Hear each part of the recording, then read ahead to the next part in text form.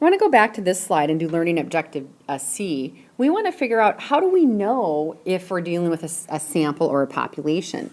So if we're asked for standard deviation, do they want us to go to the calculator and get S of x because it's a sample? Or do they want us to get standard deviation of sigma sub x, which means the population? So here's some loose guidelines, just right down here at the bottom. When you use the sample, typically when you are surveying a large group. For example, if I wanted to know information about the high school in total, I don't want to sit and survey 800 students, so I might take a sample of the students because I don't want to deal with the entire large group. So that case would be a sample. But maybe sometimes I would survey the entire population.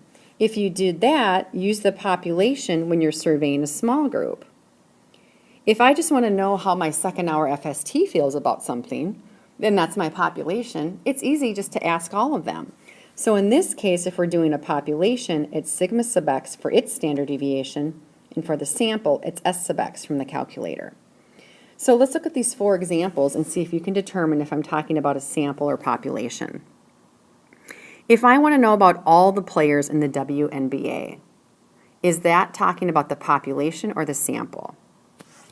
Well, it's all the players in all the WNBA. This here would be considered a population. What if I'm just looking at the Timberwolves players in the NBA?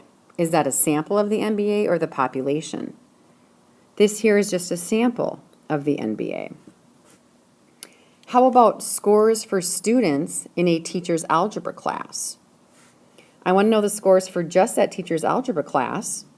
Well, that's easy enough, just to ask the whole population. And the last one, what if I want to know the number of home runs made in June for the 2016 season?